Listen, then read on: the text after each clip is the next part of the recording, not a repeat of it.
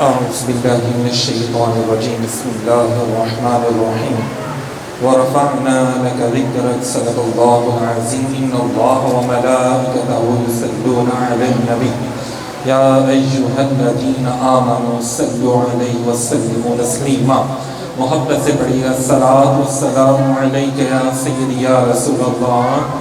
وعلى آلك وأصحابك يا حبيب الله يا رحمة للعالمين يا خاتم النبيين يا شفيع المذنبين. سامعین محترم، سب سے پہلے تو تمام سننے والے ساتھیوں کو میری جانب سے ادارہ جامع الحق کی جو ٹیم ہے ماشاءاللہ سے سب کی جانب سے جشن عید میلاد النبی صلی اللہ علیہ وآلہ وسلم بہت زیادہ مبارک ہو.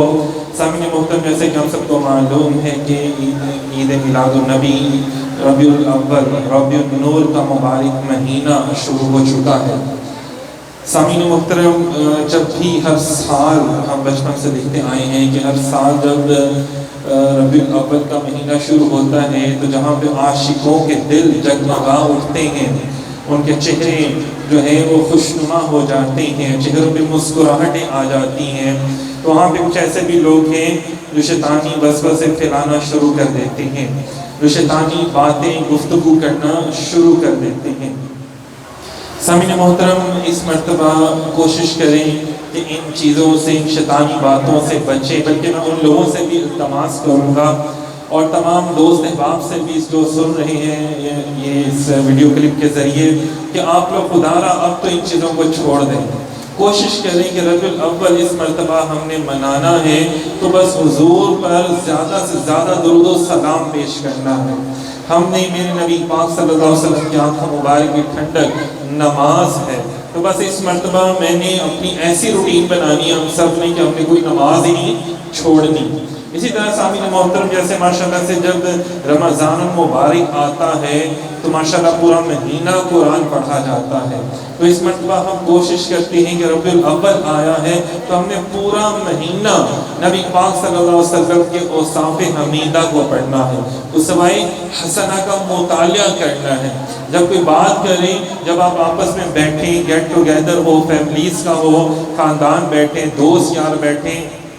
گپے شپے مارنے کے لیے، تو کوشش کریں اس مہینے میں اپنی ایک عادت بنا لیں کہ جب کسی سے ملیں تو نبی پاک صلی اللہ علیہ وسلم کی جو ماشاءاللہ سے اوصاف حمیدہ اتنے زیادہ ہیں، سرکار کے خصائل اتنے زیادہ ہیں، فضائل اتنے زیادہ ہیں، شمائل بے شمار ہیں، تو بس ہم نے حضور کی ذات کا ذکر کرنا ہے. ابھی ہم نے کوئی ایسا ذکر نہیں کرنا جس سے شیطان راضی ہو، ہم نے ایسا ذکر کرنا ہے جس سے اللہ راضی ہو جائے، جس سے ہم سب کا رب ہم سب سے راضی ہو جائے. خدا را ایک مرتبہ بس اپنے بچوں کو اگر آپ سیرت رسول پڑھا دیں گے، خود بھی پڑھ لیں گے تو آپ کے بے شمار مسئلے حل ہو جائیں گے. سامعین محترم، جب ہم لوگوں نے خود بھی ماشاءاللہ قرآن پاک کا درس کا سلسلہ شروع کیا، کیونکہ آپ کو معلوم ہے قرآن حضور پر نازل ہوا اور 23 سال کے عرصے میں نازل ہوا. اندازہ کریں جب قرآن کا آیات کی تفسیر کا مطالعہ کرتے ہیں تو پتہ چلتا ہے، لگتا ہے کہ جیسے ہم اسوہ حسنہ کا مطالعہ کر رہے ہیں، اور جب اسوہ حسنہ کا مطالعہ کرتے ہیں تو لگتا ہے ہم قرآن کا مطالعہ کرتے ہیں، کیونکہ میرے آقا صاحب قرآن ہے، قرآن حضور پر نازل ہوا. اگر ہم چاہتے ہیں کہ اس مرتبہ ہم شیطانی وسوسوں سے اور ان چیزوں سے بچیں، جو لوگ کہتے ہیں نا کہ یار 9 تاریخ تھی، 12 ربیع الاول نہیں تھی، فلانا وصال کا دن تھا، تو آپ ان سے کہو یار ٹھیک ہے تم 9 کو تو مناؤ تو صحیح، تم 12 کو نہیں منانا چاہتے نہ مناؤ. اگر تم کسی مہینے میں کسی بھی دن منا لو. صحابہ کرام تو ہر نماز میں وہ آیات پڑھتے تھے جس میں حضور کی شان کا تذکرہ آتا تھا. قرآن پاک میں تو آیت میثاق ہے کہ اللہ رب العزت نے وعدہ لیا کہ جب تم اپنی تمام انبیاء سے کہ آپ جائیں تو آپ نے میرے محبوب کا ذکر کرنا ہے اپنی امتوں کے سامنے. تو سامعین محترم، جب آپ اپنی گھر والوں، اپنی اولاد کے سامنے حضور کا ذکر کریں گے تو یہ انبیاء کی سنت ادا ہو جائے گی، اور صحابہ کرام کی سنت ادا ہو جائے گی، جب صحابہ کرام اپنے بچوں میں بیٹھ کر، گھر والوں میں بیٹھ کر فضول گفتگو کی بجائے حضور کا ذکر کرتے تھے، سرکار دو عالم صلی اللہ علیہ وآلہ وسلم کی شانیں بیان کرتے تھے، حضور کے تذکرے کرتے تھے، تو اندازہ کریں کہ آسمان سے فرشتے ان کے گھروں پر نازل ہوتے تھے، ان کے گھروں سے زحمتیں بھاگ جاتی تھی، رحمتیں آنا شروع ہو جاتی تھی۔ سبحان اللہ کی آواز نہیں۔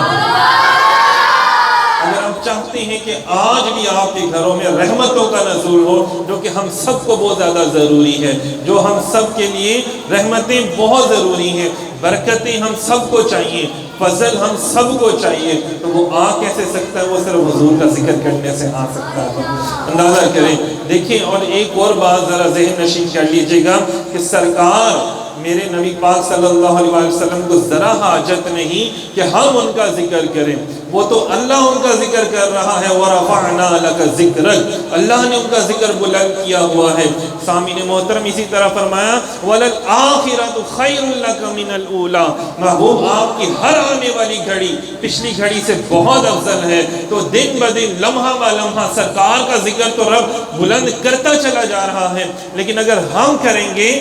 تو اللہ تبارک و تعالی ہمارے نام اعمال میں اس کو لکھ دے گا، اور جب ہمارے نام اعمال میں حضور کا ذکر کرنا لکھا جائے گا، درود پڑھنا لکھا جائے گا، تو یقین کریں کہ سمندر کی مخلوقات بھی، آسمانی مخلوق بھی ہمارے لیے استغفار کرے گی، اور جب ہمارے لیے یہ لوگ استغفار کریں گے درود پڑھنے سے، تو ہم سب کے تمام مسئلے مسائل بہت آسان ہو جائیں گے۔ بس ایک چھوٹا سا پیغام ہے، گزارش ہے کہ آپ اس پیغام کو عام کریں، زیادہ سے زیادہ اس ویڈیو کو پھیلائیں، لوگوں کو بتائیں کہ بس تمام جھگڑے چھوڑ دو، تمام چیزیں چھوڑ دو، بس اب حضور آ گئے، بس اب حضور کا ذکر ہوگا، بس اب اور کسی کا ذکر ہم نے کرنا ہی نہیں۔ ہمیں نہ تاریخوں کے جھنڈر میں ڈالو، نہ مہینوں میں ڈالو، بس ہم نے اب سرکار کا ذکر کرنا ہے، اور ہم نے حضور کی سیرت کا مطالعہ کرنا ہے، حضور کے پیارے پیارے اوصاف پڑھنے ہیں، اور اپنے بچوں کو، دوستوں کو، گھر والوں کو، سب کو اس سے آشنا کرنا ہے، تاکہ سب کے دل، سب کے سینے نبی پاک صلی اللہ علیہ وسلم کی محبت کے نور سے منور ہو جائیں۔ بہت شکریہ، جزاک اللہ۔